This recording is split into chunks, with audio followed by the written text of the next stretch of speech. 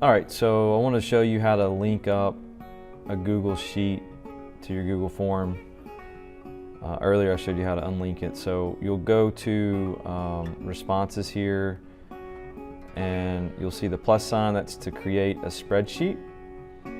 So you just click on that, and then it's going to create a brand new one, or you could select one that you already have that exists if you would like.